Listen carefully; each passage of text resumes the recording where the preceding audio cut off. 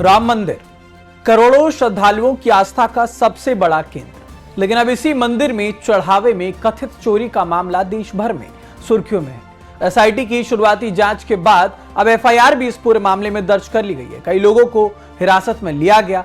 सबसे ज्यादा चर्चा उस नाम की है जो ट्रस्ट के शीर्ष पदाधिकारी के बेहद करीबी के तौर पर जाना जाता है। अब आखिरकार इस एफआईआर में किन किन लोगों के नाम है, किस पर क्या आरोप लगा है और अब आगे जांच किस दिशा में बढ़ रही है, सारी बातें करेंगे। आपको ये वीडियो आप अंत तक जरूर देखिएगा।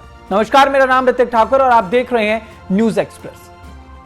देखिए, अयोध्या के राम मंदिर में चढ़ावे के कथित चोरी और गबन के मामले में एक जो बड़ा एक्शन जिसकी उम्मीद बार बार कर रहे थे कि आखिरकार कब एफआईआर दर्ज होगी, तो एसआईटी की शुरुआती जांच रिपोर्ट के आधार पर अभी एफआईआर दर्ज कर ली गई है। श्री राम जन्मभूमि तीर्थ क्षेत्र ट्रस्ट की शिकायत पर एफआईआर दर्ज की गई। अब रिपोर्ट्स के मुताबिक 6 लोगों को हिरासत में भी ले लिया गया है, पूछताछ भी की गई है, जबकि मुख्य आरोपी बताए जा रहे रामशंकर यादव, जिसको टिन्नू यादव भी कहते हैं, उसकी तलाश अभी लगातार जारी है। एफआईआर में नामजद 8 आरोपी रामशंकर यादव उर्फ टिन्नू यादव, अनुकल्प मिश्रा, लवकुश मिश्रा, अविनाश शुक्ला, करुणेश पांडे, मनीष यादव, रमाशंकर मिश्रा, सुभाष श्रीवास्तव। तो वैसे में इन लोगों के ऊपर एफआईआर दर्ज की गई, यानी कि ये नामजद एफआईआर जो है अब की गई है। 8 लोगों का नाम इसमें है। अब एफआईआर में आरोप है कि मंदिर के दान पात्र से मिलने वाले चढ़ावे की गिनती और उसकी निगरानी से जुड़े हुए कुछ लोगों ने मिलकर कथित तौर पर इस रकम में हेराफेरी की है। मामला चोरी का, गबन का, धोखाधड़ी और आपराधिक साजिश जैसी धाराओं के तहत दर्ज किया गया है। अब जांच एजेंसियां यह भी पता लगा रही है कि कथित तौर पर चोरी की गई रकम आखिरकार कैसे इस्तेमाल की गई, क्योंकि इससे पहले हमने देखा एसआईटी भी तमाम जांच कर रही थी। उसमें देखा जा रहा था कि पैसा आ कहां रहा और जा कहां रहा, किन धाराओं में केस, चोरी, गबन, धोखाधड़ी, आपराधिक षड्यंत्र, भारतीय न्याय संहिता की संबंधित धाराएं। तो वैसे में सबसे ज्यादा जो नाम इन एफआईआर को लेकर के चर्चा में है वो नाम है टिन्नू यादव। देखिए, पूरे मामले में सबसे ज्यादा चर्चा टिन्नू यादव की हो रही है।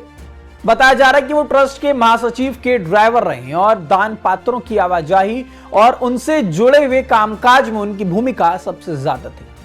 जांच एजेंसियों का यह आरोप है कि इसी जिम्मेदारी का कथित तौर पर दुरुपयोग उसने किया। हालांकि टिन्नू यादव ने मीडिया से कहा है, उन्होंने कहा कि उन्हें एफआईआर की कोई जानकारी नहीं है। साथ ही साथ ये भी बताया कि इन आरोपों पर उन्हें कोई मतलब नहीं है, इन आरोपों पर वो कोई टिप्पणी नहीं करना चाहते। टिन्नू यादव पर आरोप, दान पात्र व्यवस्था से जुड़ी जिम्मेदारी, कथित हेराफेरी का मुख्य आरोपी। फिलहाल पुलिस की तलाश जारी। आरोपी ने आरोपों पर टिप्पणी से इनकार किया। तो वैसे में ये बात हुई टिन्नू यादव की, जिसे बताया जा रहा है वो ड्राइवर भी था, तमाम जिम्मेदारियां भी उस पर थी। अब बाकी आरोपी आखिरकार क्या करते थे जिनका नाम इसमें है? देखिए, जांच के अनुसार अधिकांश आरोपी चढ़ावे की गिनती, कैश काउंटिंग, दान पात्रों को स्ट्रांग रूम या फिर जो गिनती वाला कक्ष था वहां तक पहुंचाने और निगरानी से जुड़े हुए काम लगातार करते थे। अब एसआईटी यह भी जांच कर रही है कि क्या सभी ने मिलकर के कथित साजिश रची थी, क्या किसी ने कोई भी अवैध संपत्ति बनाई है, यानी कि इन सभी की जो निजी संपत्तियां हैं उनको भी खंगाला जा रहा है और देखा जा रहा है कि कहीं ऐसा तो नहीं लोगों की आस्था से जुड़ा रुपया लोग अपने निजी कामों में इस्तेमाल कर रहे थे, अपने निजी शौक को पूरा करने के लिए इसका इस्तेमाल किया गया। एसआईटी किन बिंदुओं की जांच कर रही है? चढ़ावे की पूरी प्रक्रिया, सीसीटीवी और रिकॉर्ड, कैश काउंटिंग सिस्टम, आरोपियों की संपत्ति, पैसों के लेन देन का ट्रेल। तो वैसे में लगातार जो है एसआईटी कार्रवाई कर रही थी। 15 तारीख से एसआईटी के हाथ में कमान सौंपी गई थी। उसके बाद एसआईटी तमाम जो है वो जांच कर रही थी। अब एफआईआर दर्ज होने के बाद पुलिस ने कई आरोपियों को हिरासत में लिया है, पूछताछ कर रही है। अब कुछ आरोपियों को जब गिरफ्तार करने की जानकारी भी सामने आई तो टिन्नू यादव की तलाश अब लगातार जारी है, क्योंकि बोला जा रहा है क्योंकि टिन्नू यादव इसमें मुख्य आरोपी फिलहाल बताया जा रहा है। देखा जाएगा कि उसमें किस तरीके की खबर निकल कर आती है, क्योंकि मामले की जांच अब एसआईटी की निगरानी में है और वो लगातार आगे बढ़ रही है। तो राम मंदिर सिर्फ एक धार्मिक स्थल नहीं है, बल्कि करोड़ों लोगों की आस्था का केंद्र है। अब ऐसे में चढ़ावे में कथित चोरी के आरोपों ने कई सारे सवाल खड़े किए। अब लेकिन इसमें सबसे बड़ा सवाल ये है कि जांच आखिरकार कब और किस निष्कर्ष तक पहुंची है। क्या आरोप अदालत में साबित हो पाते हैं?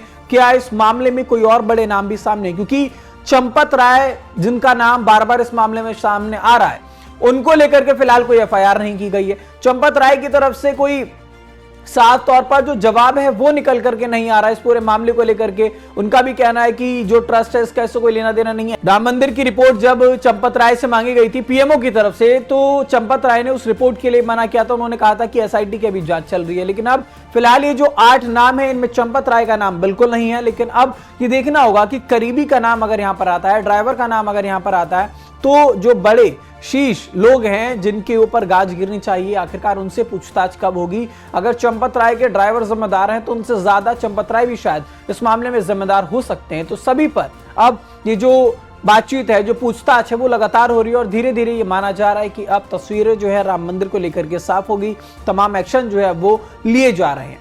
फिलहाल इस खबर पर आपकी क्या राय है हमें कमेंट बॉक्स में जरूर बताइएगा। देश दुनिया से जुड़ी तमाम खबरों के लिए देखते रहिए न्यूज़ एक्सप्रेस।